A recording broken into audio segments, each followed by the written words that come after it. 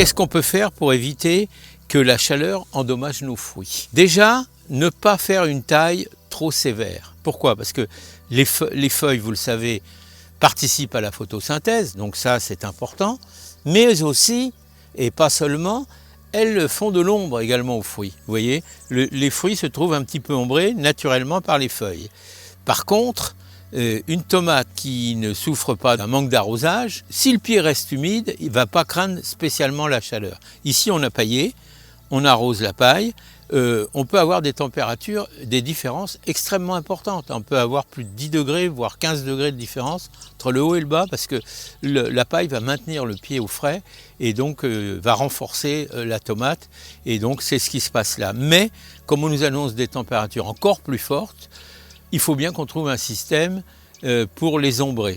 Donc, pas facile une fois qu'on les a mis en place, mais il y a des techniques. Hein. Déjà, il y en a une qui est connue. On l'utilise déjà pour les salades, vous le savez. On utilise des cagettes. On récupère des cagettes sur les marchés ou dans les magasins qui en font. Et après, on vient les disposer là. On va utiliser les tuteurs. Alors, les mettre assez haut parce qu'il faut quand même que l'air circule. Hein. C'est important que l'air circule. On va mettre ça. Ici, on a une ombre.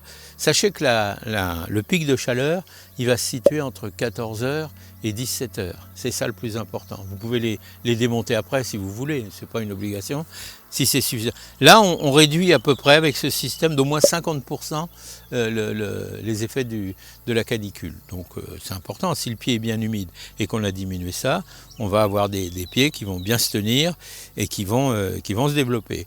Donc je répète, hein, une taille pas trop sévère, même si d'habitude on taille sévèrement. Là, on se dit que les feuilles, elles participent aussi à l'ombrage désiré. Alors, on n'a pas forcément des cagettes pour tout, ça ne se prête pas partout. Alors, il y a une autre technique aussi, hein, il y en a plusieurs, mais celle-ci qui est assez efficace. Si vous reste du voile de forçage, comme moi, vous voyez, le voile de forçage, c'est le voile de protection qu'on met l'hiver pour protéger les végétaux. Donc, nous, on le récupère au printemps. Donc là on va pouvoir le mettre sur nos tuteurs, vous voyez. Alors à vous de trouver un système, hein, c'est du bricolage, vous allez me dire, oui, c'est sûrement, mais là on diminue également l'ensoleillement. On peut prendre un drap blanc si on en a, si on n'a pas de voile, on peut le mettre, mais il ne faudra pas le laisser en permanence. Ici, bon, ben, vous voyez, il y a quand même de l'ombre qui se répand. Ici, j'ai à proximité un chêne qu'on a laissé volontairement, donc lui aussi il fait de l'ombre. Donc il faudra juste que je complète ce rang-là avec le voile de forçage. Mais comme on en a encore, on va le faire. Alors mon idée, c'est de le mettre comme ça, voilà, pour qu'il tienne bien. Et puis quelques épingles, quelques pinces à linge ici, pour bien maintenir l'ensemble. Voilà, donc on aura ici un ombrage de fortune, on va dire. Je sais que c'est pas non plus, mais on peut acheter aussi pas des caillebotis, mais des canisses, hein, canisses en bambou qu'on peut mettre, mais il vous faut un support. Donc vous voyez, c'est un peu ça le problème. Là, on a besoin de ça pour quelques temps. Pas plus, hein. Donc le temps que cette canicule décide de se calmer un petit peu. Donc voilà, bon, nos tomates, il n'y a rien à en dire, elles sont bien, elles sont pas mal. Il y a des gourmands. Alors les gourmands, je n'ai pas dit qu'il ne fallait pas les retirer, hein. J'ai dit qu'il ne faut pas tailler trop fort le feuillage.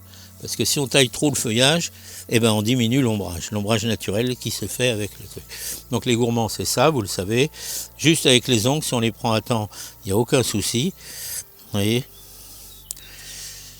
Et ce qu'on veut, c'est surtout favoriser la floraison qui, elle, nous permettra de... Alors, assez haut, hein, assez haut quand même l'ombrage, pour permettre quand même aux pollinisateurs de venir, parce qu'on a besoin d'eux, et ils ont besoin de nous, bien sûr. Donc, tout est là, ça fleurit gentiment, ça fleurit normalement. Et ben voilà ce qu'on va faire.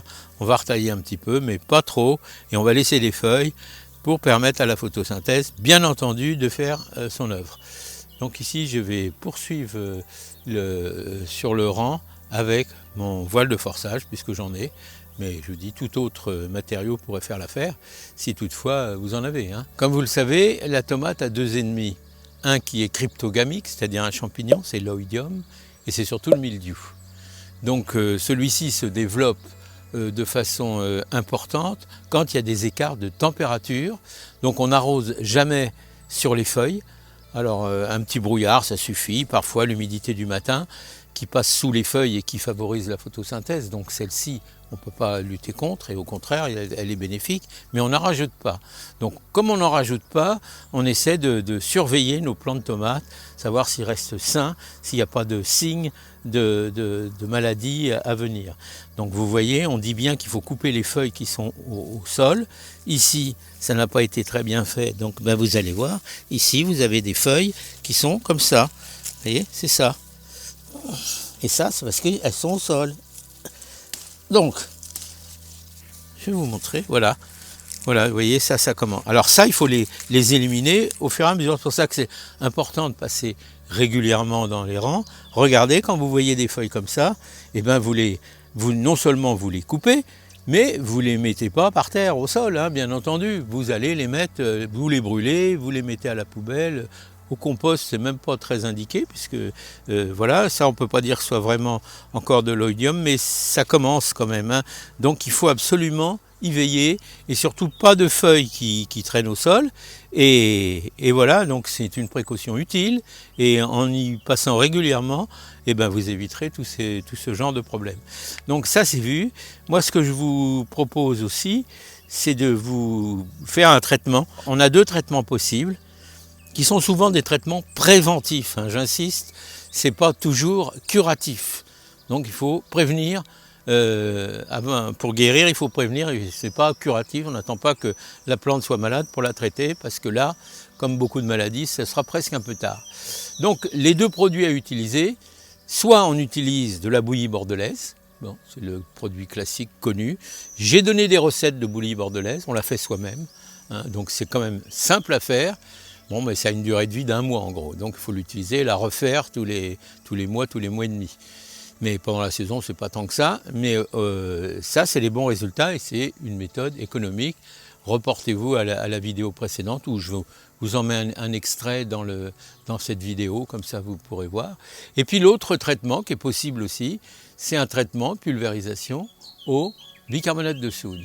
Donc bicarbonate de soude, également efficace, hein, même peut-être un peu plus efficace en curatif. Donc si vous voyez les premiers signes, n'hésitez pas à faire cette... C'est des traitements écolos, il n'y a pas de rémanence, c'est important, mais faites-le avant qu'il ne soit trop tard. Ça c'est mes conseils concernant les maladies de la tomate. Après il y a les insectes. Vous allez me dire, oui, mais moi j'ai des pucerons, moi j'ai ceci, j'ai cela. Oui, ça, je sais. Alors ça, vous pouvez avoir, mais ce n'est pas les mêmes traitements, vous voyez. Donc si on a des insectes, moi ce que je vous conseillerais, là c'est pareil, il faut être attentif. Il faut passer régulièrement, regarder si, est-ce que j'ai des insectes, est-ce que j'ai des traces de piqûres. Là, le puceron, lui, on le voit, il est vert, alors c'est difficile à voir sur le pied de tomate, mais la feuille se recroqueville sur elle-même, parce que le puceron, il pique en dessous la feuille. Donc la feuille, elle se rétrécit. Alors vous allez me dire, bon, oui, évidemment, ça diminue la résistance de la feuille, d'où l'importance d'avoir des plants suffisamment sains, suffisamment résistants, pour permettre de ne pas être trop sensible à ça. Alors, le signe des pucerons, c'est les fourmis, mais ça, je vous l'avais dit, les fourmis viennent pour faire une protection de leur corps des pucerons, pour récupérer le miella qui est en dessous et l'emmener. Alors là, il y a des recettes. Si vous avez des fourmis, s'il y a des pucerons et qu'il y a des fourmis, vous savez déjà que c'est le garde-manger des fourmis et qu'elles vont aller amener le miella qui est produit par les pucerons, qui est le résultat de leur piqûre, et l'emmener dans leur nid pour se nourrir l'hiver, hein, et pour nourrir la reine mère aussi, hein, la reine mère, la reine des fourmis. Et donc, on peut éviter ça. On fait un mélange de bicarbonate de soude et de sucre cristal à parts égales. On le met près des tomates, dans un petit bol quelque part, et les fourmis vont y venir. Elles vont prendre ça pour du miella et elles vont l'emmener au nid. Mais quand ça va être consommé dans le nid, eh bien, la reine, avec un peu de chance, va en manger et la reine va décéder. Voilà, si vous choisissez de traiter au bicarbonate de soude, donc de traiter, de pulvériser, il vous faudra respecter la dose de 1 litre d'eau pour 1 cuillère à café de bicarbonate. Voilà, donc vous faites ça, vous faites votre mélange, on met un petit peu de savon noir, c'est-à-dire c'est un corps gras qui va permettre justement à votre pulvérisation de ne pas filer directement vers le sol, mais de se répandre lentement et d'agir sur les feuilles. Voilà les précautions qu'on peut prendre, et ça concerne les traitements anticryptogamiques. Maintenant, on peut parler aussi des insectes. Alors, donc, je vous ai parlé des pucerons, des fourmis. Bon, ça, c'est les. Après, on a les othyorynques, on a plusieurs trucs. Alors, moi, ce que je vous conseille, si vous avez affaire à des insectes que vous ne connaissez pas spécialement ou que vous ne reconnaissez pas spécialement, parce qu'on n'est pas forcément expert en ça, ce que je vous propose, un traitement qui est très efficace sur les insectes, mais attention, s'il y a des coccinelles, il vaut mieux éviter. C'est un poudrage avec de la terre de diatomée. La terre de diatomée, c'est une roche qui est utilisée, et avec ça, on pulvérise. Ça veut dire que l'effet de cette terre de diatomée, quand les insectes en ont pris, ça ne va pas être instantané, mais ça va mettre un petit peu de temps, mais elles vont se dessécher. Donc ça dessèche complètement les insectes qui sont indésirables. Donc voilà un traitement aussi qui est pas vraiment nocif, mais à aller avec précaution, parce que s'il y a des coccinelles ou des choses comme ça, il faut éviter. Donc, mais là, vous voyez, pour l'instant, je n'ai pas vraiment eu de produit. Alors, ce qu'on peut mettre aussi sur ces tomates en courte saison, au départ, si vous avez fait un purin d'ortie, voir la vidéo que je vous ai expliquée, j'en ai refait là, donc je vais pouvoir en récupérer et le faire. Alors, sur des sujets comme ça, je ne vais pas forcément en mettre, parce qu'ils sont, vous voyez, ils sont déjà suffisamment vigoureux, parce que purin d'ortie est riche en azote, et c'est lui qui renforce justement le système du feuillage. Non, il faudrait mieux un purin de consoude, ou bien un purin de prêle, si vous en avez, pour le faire. C'est un peu la même recette, mais vous faites ça, et là, on va favoriser la résistance, et non pas la pousse de la végétation, mais au contraire la résistance du plant. C'est ce qui améliore la résistance des plants. C'est valable pour les tomates, c'est valable pour d'autres légumes, mais la tomate, il faut y aller avec soin, parce que c'est d'abord le légume préféré des Français, et pas que des Français d'ailleurs. Donc je suppose que vous avez fait le bon choix des variétés qui vous plaisaient.